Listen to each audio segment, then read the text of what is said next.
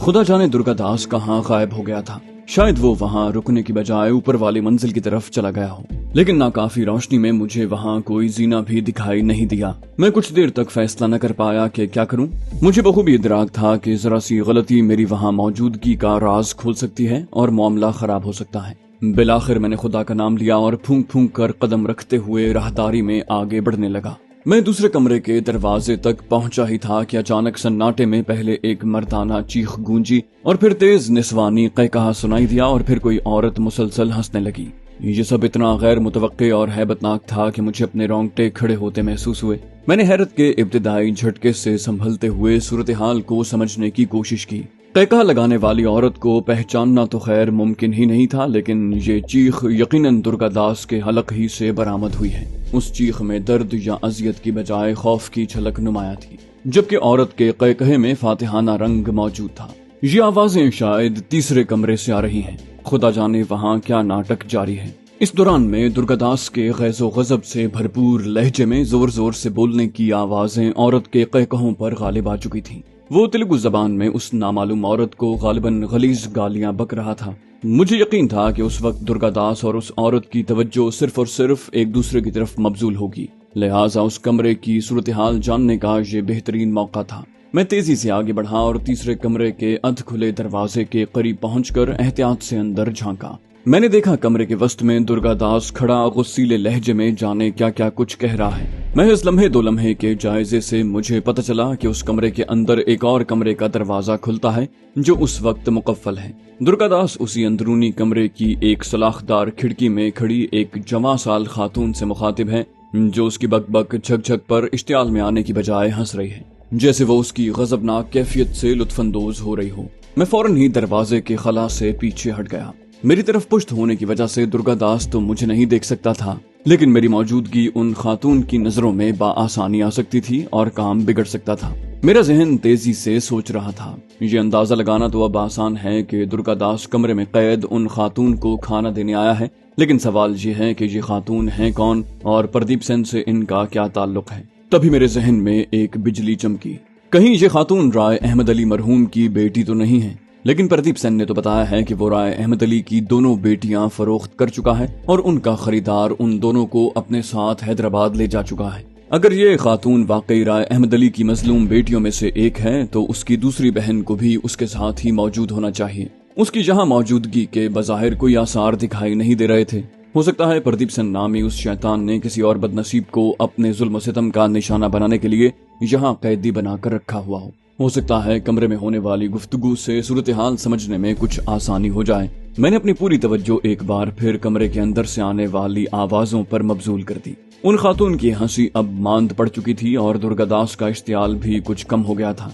मैंने उसे हिंदी में गुस्सीले लहजे में कहते सुना, मैंने पहले भी सख्ती से समझाया था कि अगर तुमने फिर कभी ऐसी हरकत की तो मैं तुम्हें ऐसा मजा चखाऊंगा कि तुम जिंदगी भर याद रखोगी, लेकिन तुम। ऐन उस वक्त उन खातून ने दुर्गादास की बात काटते हुए शोख लहजे में कहा, पहले ये बताओ कि तुम इतने डरपोक क्यों हो? मैंने मरा हुआ चूहा ही तो फेंका है तुम पर। तुमने इतने जोर से चीख मारी है जैसे मैंने तुम पर काला नाग उछाल दिया हूँ। ये चूहे और बिच्छू तुम लोगों ही के तोहफे हैं। वो इतनी साफ सुथरी हिंदी बोल रही थी कि नस्तालीक उर्दू का गुमान हो रहा था। राय अहमद अली की ना भी हो, वो किसी उर्दू दान मुसलमान घराने की बेटी लग रही थी। उसके तज़ीक आमेज ताने पर दुर्गादास ने तिल मिलाकर कहा, इसका मतलब है तुम अपनी हरकतों से बाज नहीं आओगे। ठीक है, तो फिर तुम्हें उसका मजा भी चखना पड़ेगा। मैं ये खाना वापस ले जा रहा हूँ। भूखी मरोगी तो तुम्हारी अकल ठिकाने लगेगी। उस खातून ने तहकीर आमेज लहजे में कहा, तुमसे और तुम्हारे काली शक्ल वाले मालिक से जो हो सकता है करके देख लो बिज्जू की औलाद। तुम लोग पहले भी ये हथकंडे आजमा कर मुंह की खा चुके हो। उठाओ ये जानवरों वाला रातिब और यहाँ से दफा हो जाओ। ये धुतकार सुनकर दुर्गादास एक बार फिर इश्तियाल में आ गया और कई गालियां बकने के बाद बोला, अब प्रदीप सेन जी ही तुमसे निपटेगा। वो 2-3 दिन के लिए कहीं गया हुआ है। उसकी वापसी तक भूख से मरने लगो तो ऐसा ही कोई चूहा पकड़ कर खा लेना। तुम्हारे धर्म में तो जानवर मारकर खाने की खुली छूट है। ये गलीज बात सुनकर तैश में आने की बजाय वो खातून मेरी तवक्को के बरक्स हंस पड़ी। बोली, तुम ठीक कह रहे हो, लेकिन हमारे मजहब में सुअर खाने की इजाजत नहीं है। اس لیए बेफिक्र हो जाओ, तुम्हें मुझसे कोई खतरा नहीं। उसकी बात सुनकर दुर्गादास ने गुस्से से फुनकारते हुए कहा, मुझसे ये बकवास तुम्हें ही नहीं तुम्हारी छोटी बहन को भी बहुत महंगी पड़ेगी। तुम्हारी वजह से उसे भी कम से कम 3 दिन भूखा मरना पड़ेगा। दुर्गादास के ये अल्फाज मेरे हवास पर बिजली बनकर गिरे। छोटी बहन, इसका मतलब कि प्रदीप सेन की कैद में ये खातून राय अहमद अली मरहूम की बेटी है और उसकी छोटी बहन भी यहीं आसपास कहीं महबूस है। ये इतराक होते ही मुझे अपने खून की गर्दिश तेज होती महसूस हुई। महज इत्तेफाकन मुझ पर इतने बड़े और इंतहाई संगीन राज का इंकिशाफ हो गया है जिसका मुझे वहमो गुमान तक नहीं था। उधर कमरे के अंदर दुर्गादास की धमकी महबूस खातून की शोला फिशानी पर गोया बर्फ बनकर गिरी। उनके लहजे की सरकशी अचानक कहीं गायब हो गई। मैंने सुना वो गिड़गिड़ाने के अंदाज में दुर्गादास से कह रही थी, खुदा के लिए ऐसा जुल्म न करना। तुम मुझे चाहे 6 दिन भूखा रखो लेकिन मेरी रानी के खाने का नागा कभी न करना। उसे भूख बर्दाश्त नहीं होती। तुम मुझसे नाराज होना, मैं तुमसे माफी मांगती हूँ। उन खातून का लहजा इतना आजिजाना था कि मुझे उस पर बेसाख्ता रहम आने लगा। ताहम दुर्गादास पर उल्टा असर हुआ। उसने एक जोरदार कहकहा लगाया और फातिहाना लहजे में बोला, इतनी जल्दी सारी हेकड़ी भूल गई अजरा जी। कितनी बार समझाया है कि दुर्गादास से दुश्मनी तुमको बहुत महंगी पड़ेगी। प्रदीप सेन जी को तुमसे सिर्फ अपने मतलब की हद तक दिलचस्पी है और मेरा ख्याल है अब वो तुमसे बेजार हो चुका है और बहुत जल्द तुमसे जान छुड़ा लेगा। तब तक मुझसे बनाकर रखने में ही तुम्हारी भलाई है, वरना मैं तुम दोनों की जिंदगी अजीरन कर सकता हूँ। दुर्गादास के इन अल्फाज ने मेरे अंदाजे की तस्दीक कर दी। मुझे याद था कि प्रदीप सेन ने राय अहमद अली की बड़ी बेटी का नाम अजरा ही बताया था। दुर्गादास की डींगों के जवाब में मुझे अजरा की थकी थकी सी आवाज सुनाई दी। वो बोली, तुम मेरे साथ जो बदसलूकी करना चाहो कर लो, बस राबिया से कोई सख्ती न करना। मेरे बाबा और अम्मा ने कभी उसकी कोई फरमाइश नहीं टाली। उसने हमेशा अपनी मर्जी का खाया और पहना है। उसे तो हल्की सी बेआरामी में भी नींद नहीं आती थी और अब वो इतने दिनों से काल कोठरी में बंद है। पता नहीं उसने कब से पेट भरकर खाना नहीं खाया होगा। इतना कहकर वो सिसक सिसक कर रोने लगी। कुछ तवक्कुफ के बाद दुर्गादास ने कदरे हमदर्दाना लहजे में कहा, बहुत उदास रहती है लेकिन वो ठीक है। पेट भर खाना भी खा लेती है मगर ज्यादातर वक्त इबादत में गुजारती है। जवाब में अजरा ने बहुत ही आजिज़ी भरे लहजे में कहा, तुम्हें तुम्हारे भगवान का वास्ता मेरी अम्मा का हाल भी सच सच बता दो। वो अब तक जिंदा सलामत तो है ना? उसकी तबीयत कैसी है? मैंने उस जालिम से कितनी बार पूछा लेकिन उसने कभी वाज़ेह जवाब न दिया। दुर्गादास ने कहा, यकीन करो मैं तुम्हारी माँ के बारे में कुछ नहीं जानता। मैंने सुरैया बेगम को सिर्फ एक मर्तबा गोटी वाली हवेली में देखा है। मुझे नहीं मालूम कि वो कहाँ है और कैसी है। प्रदीप सेन कभी मुझसे उसके बारे में बात नहीं करता। हाँ, इतना इत्मीनान जरूर दिला सकता हूँ कि वो जहाँ भी है अब तक जिंदा सलामत है, क्योंकि अगर उसे कुछ हो जाता तो प्रदीप सेन मुझसे जिक्र जरूर करता। ये सुनकर अजरा ने कहा, तुम प्रदीप सेन से वफादारी निभा रहे हो और उससे डरते भी हो, इसलिए मुझे पता है तुम मुझसे सच नहीं बोलोगे, मगर मैं अपने खुदा से मायूस नहीं हूँ। वो मेरी माँ का मुहाफिज है और मुझे यकीन है कि एक ना एक दिन उसे हमसे जरूर मिलाएगा और प्रदीप सेन को भी उसके तमाम जुल्मों की पूरी सजा मिलेगी। ये सब सुनकर दुर्गादास ने रूखे लहजे में कहा, तुम खिड़की से पीछे हटो, मुझे खाना रखना है। अजरा ने कहा, ठीक है, लेकिन मेरी बात याद रखना। प्रदीप सेन ने मुझसे वादा किया है कि राबिया से कोई बदसलूकी नहीं होगी। ये वादा तुम पर भी लागू है, समझे? दुर्गादास ने जवाब में कुछ न कहा। अंदर से खटपट की धीमी आवाजें सुनाई दी।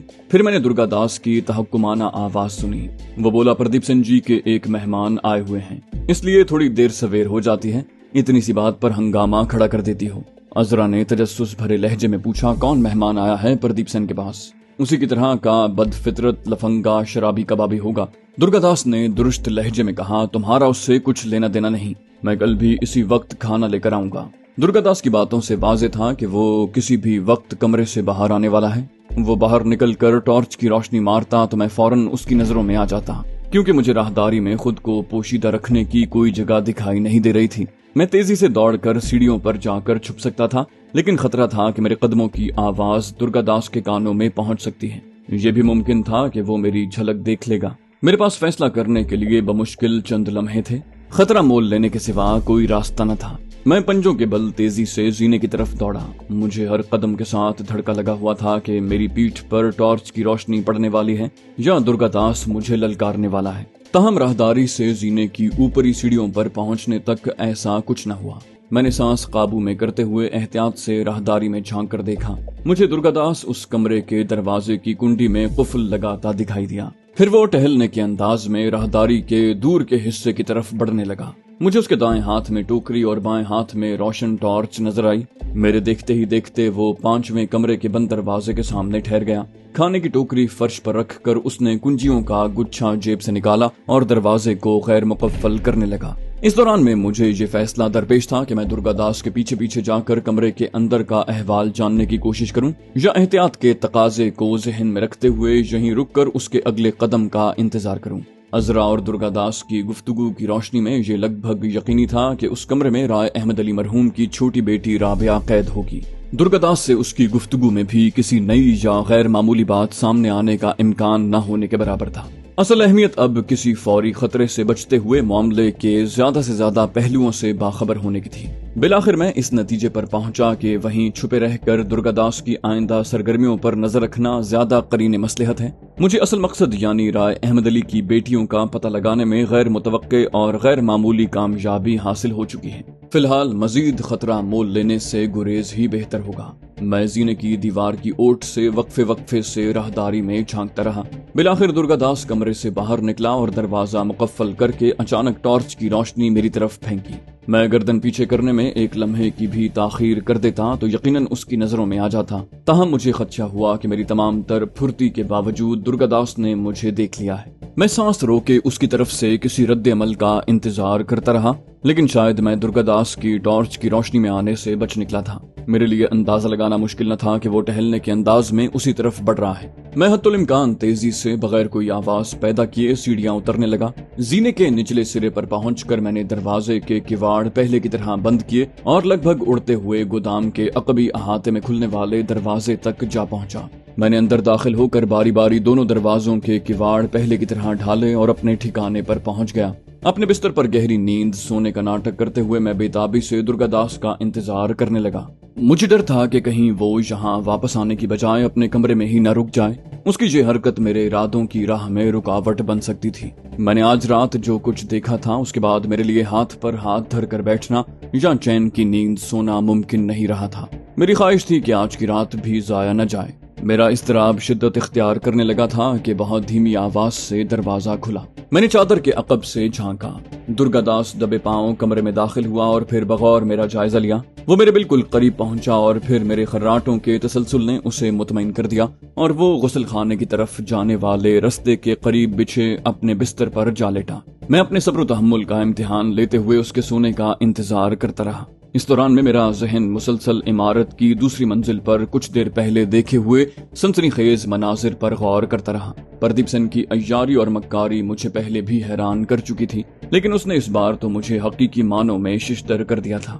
میں سوچ بھی نہیں سکتا تھا کہ کوئی شخص نشے میں دھت حالت میں یعنی ہوش و حواس پر قابو کھو کر بھی اتنی بے نقص داستان ترازی کر سکتا ہے کہ میں اپنے پورے ہوش و حواس میں ہونے کے باوجود اس کی من گھڑت کہانی کے ہر لفظ پر یقین کر بیٹھا۔ یہی نہیں، آج کی رات یہ بھی ثابت ہو گیا ہے کہ انوپ نارنگ نام کا کوئی انسانی دلال اس دنیا میں وجود نہیں رکھتا۔ وہ پردیپ سن کے شیطانی دماغ کا تراشیدہ ایک فرضی کردار ہے۔ اس حوالے سے سرسوتی اور مہی پال کا دعویٰ بالکل درست تھا کہ اتنا بڑا انسانی سودا اگر گوٹی جیسے چھوٹے سے شہر میں قدم رکھتا تو انہیں لازماً اس کی خبر مل جاتی۔ تبھی میرے ذہن میں ایک رونگٹے کھڑے کر دینے والا خیال آیا۔ کہیں ایسا تو نہیں کہ اس رات پردیپ سن کے نشے میں دھت ہونے کے حوالے سے میرا قیاس سراسر غلط رہا ہو اور اس موضوع پر بات کرتے ہوئے اس کا دماغ بالکل ٹھیک کام کر رہا ہو۔ کوئی عام آدمی تیز تاثیر والی دیسی شراب کے کئی جام حلق میں اتارنے کے باوجود اتنی مربوط اور قابل یقین فرضی کہانی کیسے تراش سکتا ہے؟ مجھے یاد تھا کہ اس نے کہانی کے مخصوص مراحل پر گہرے جذبات کا بھی اظہار کیا تھا۔ سوریا بیگم کی دردناک موت پر میری طرح وہ بھی دکھی محسوس ہوا تھا۔ اس وقت اگر میرے اس خدشے کے مطابق اس کے ہوش و حواس برقرار تھے تو کہیں اس قصے میں میری گہری دلچسپی پر وہ کسی شک و شبے میں گرفتار تو نہیں ہو گیا ہوگا۔ مجھے اس طرح کریت کر ساری معلومات حاصل کرنے میں کیا دلچسپی ہے؟ کہیں میں کچھ اور ہی ارادے تو نہیں رکھتا؟ شاید اس نے ایسے ہی کسی خدشے کے تحت مجھے یہ جھوٹ موٹ کی کہانی سنائی ہو، لیکن نہیں، معاملہ شاید اس سے الٹ ہے۔ اس نے شاید میری وفاداری آزمانے کے لیے یہ سب ناٹک کھیلا تھا۔ اس نے جان بوجھ کر نشے میں ہونے کی آڑ میں مجھے رائے احمد علی اور اس کے بیٹوں اور کارندوں کے بہیمانہ اجتماعی قتل اور جائیداد پر قبضے کی شیطانی واردات کے ساتھ ساتھ तीनों खवातीन को शर्मनाक बदसलूकी के बाद ठिकाने लगाने की फर्जी दास्तान सुनाई थी। वो शायद ये भांपना चाहता था कि इतनी खतरनाक मालूमात से बाखबर होने के बाद मेरा क्या रद्द अमल होगा। कहीं मैं उस शैतान को कैफरे किरदार तक पहुंचाने के लिए पुलिस के पास तो नहीं पहुंच जाऊंगा। जाहिर है पुलिस तो उसके खिलाफ मेरी बात पर कहाँ यकीन करती। यकीन करना या प्रदीप सेन के खिलाफ कोई छानबीन करना तो दरकनार, उसके इशारों पर नाचने वाले वो किराए के टट्टू सबसे पहले मुझे गिरफ्तार करके खुद उसी के सामने पेश करते कि आलम पनाह, ये गुस्ताख आपके खिलाफ इतनी खतरनाक इल्जाम तराशियां करता फिर रहा है। हुक्म फरमाएं कि इसके खिलाफ क्या सलूक किया जाए। हो सकता है कि वो गुर्गे बारां दीदा मेरे तर्ज अमल का गहरी नजरों से जायजा लेता रहा हो और मेरे रवैये और मामूल में कोई तब्दीली न पाकर वो मेरी तरफ से मुतमईन हो गया हो और वाकई मेरे तवस्सुत से निजाम के महल से जैकब हीरा चुराने का मंसूबा आगे बढ़ाने पर तैयार हो गया। मैंने मजीद सोचा कि ऐन मुमकिन है उसने हवेली से बाहर मेरी सरगर्मियों का जायजा लेने के लिए मेरी निगरानी भी करवाई होगी, लेकिन फिर मैंने अपना ख्याल मुस्तरद कर दिया।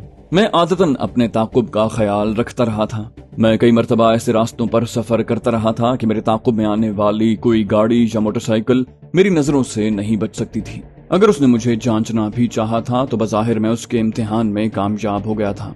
थाना पुलिस तो एक तरफ, मैंने तो मंदिरों के पुजारियों के अलावा किसी और से बात करने की कोशिश ही नहीं की थी। तभी मेरे जहन में एक और दिल दहला देने वाला ख्याल आया। ये झूठी कहानी सुनाने के वक्त तो प्रदीप सेन पूरी तरह होश में था, लेकिन क्या बाद में भी जब मैंने उसकी जेब से कुंजियों का गुच्छा निकाला उस वक्त भी उसके होशो हवास पूरी तरह काम कर रहे थे? क्या उसने मेरे उसकी ख्वाबगाह में घुसने और तिजोरी खोलकर अनमोल दस्तावेजात काबू में करने तक की सारी कार्रवाई का भी बजाते खुद मुशाहिदा किया था? ये ख्याल इतना सनसनीखेज था कि मैं कुछ देर के लिए सन्नाटे में रह गया, लेकिन फिर मुझे इदराक हुआ कि ऐसा मुमकिन नहीं। प्रदीप सेन अगर मेरी उस शब की कार्रवाई से वाकिफ होता तो कभी का मेरा पत्ता साफ कर चुका होता। ये अलग बात है कि मैं तो पूरी तरह खच्चा खा चुका था कि वो नशे में धुत होकर सो चुका है। मैंने तो अपनी एहतियात पसंदी के बरक्स उसकी नींद गहरी होने की तस्दीक करने की जहमत की थी और ना ज्यादा इंतजार किया था, लेकिन प्रदीप सेन की नजरों में ना आना महज मेरी खुशकिस्मती थी, जिसके लिए मैं अपने रब का जितना शुक्र करता कम था। उस तरफ से मुतमईन होकर मैं मौजूदा सूरत हाल की तरफ मुतवज्जे हुआ। यही कयास लगाया जा सकता था कि प्रदीप सेन ने कब्जे में आते ही उन दोनों बहनों को उस हौलनाक कैद खाने में मुंतकिल कर दिया था। अब प्रदीप सेन का राय अहमद अली की अहलिया सुरैया बेगम की हादसाती मौत का दावा भी लगभग यकीनी तौर पर गलत साबित हो गया था। ऐन मुमकिन है उसे भी उसी इमारत में दूसरे की बजाय तीसरी मंजिल पर कहीं कैद किया गया हो। ये अलग बात है कि उसकी बेटियां या कम से कम अजरा उसकी मौजूदगी के मकाम से नावाकिफ हैं। हो सकता है उस मजलूम खातून को भी उसकी बेटियों के हाल से बेखबर रखा गया हो। मुझे मालूम था उन तमाम सवालात का जवाब हासिल होने तक मेरा एक एक पल कांटों पर गुजरेगा और मैं जल्द से जल्द दूसरी मंजिल पर पहुंचकर ही मुइम्मा हल कर सकता था। लगभग आधे घंटे के इस्तराब अंगेज इंतजार के बाद मैंने अपने मुंह पर से चादर का पल्लू धीरे धीरे हटाया और दुर्गादास का बगौर जायजा लिया। शायद एयर कंडीशनर के करीब होने की वजह से वो सर से पांव तक एक मोटी सी चादर में लिपटा हुआ था और बज़ाहिर गहरी नींद सो रहा था। मैंने 10-15 मिनट मजीद सब्र किया और एक बार फिर गहरी नजरों से उसका जायजा लिया। वो पहले ही की तरह दाईं करवट के बल सो रहा था। मजीद इंतजार अब मेरे बस से बाहर था। मैं अपनी जगह से उठा और दबे पांव दुर्गादास की तरफ बढ़ा। गहरा जायजा लेने पर मैं इस नतीजे पर पहुंचा कि वो खासी गहरी नींद सो रहा है। ताहम अभी यकीन से कहना मुश्किल था कि उसकी नींद इतनी गहरी हो चुकी है कि मैं अपना मकसद पूरा कर सकूं।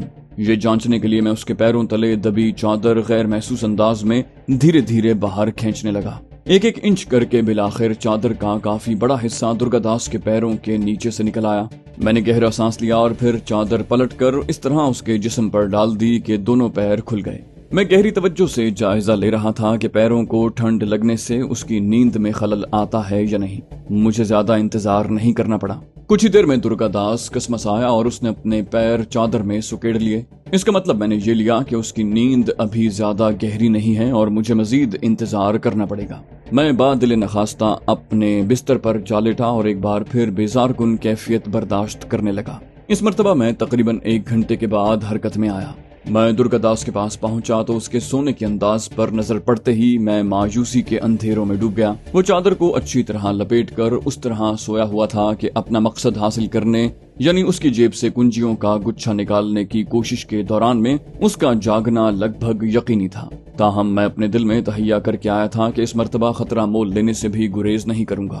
میں درگا داس کے پاس قالین پر بیٹھ گیا اور اس کے جسم کے درمیانی حصے کے نیچے دبا ہوا چادر کا سرا دھیرے دھیرے کھینچنے لگا۔ اس مرتبہ مجھے خاصا زور لگانا پڑا۔ کچھ دیر کی کوشش کے بعد چادر کا تھوڑا حصہ اس کے جسم کے نیچے سے نکل تو آیا، لیکن اس کے سرکنے کی وجہ سے جسم کو پہنچنے والے اعصابی پیغام نے درگا داس کی نیند میں خلل ڈالا۔ خدا جانے نیند کے عالم میں یا جاگنے پر اس نے چادر کے اندر ہی ہاتھ سے اپنی پسلیوں کے قریب والا حصہ ٹٹولا۔ یہ منظر دیکھ کر میں قالین پر بیٹھے بیٹھے الٹے قدموں تیزی سے اپنے بستر کی طرف بڑھا اور پھر سے چادر اوڑھ لی۔ اندر سے دکھائی دینے والے دھندلے نظارے میں مجھے درگا داس بدستور لیٹا نظر آیا، البتہ اس نے کروٹ بدل لی۔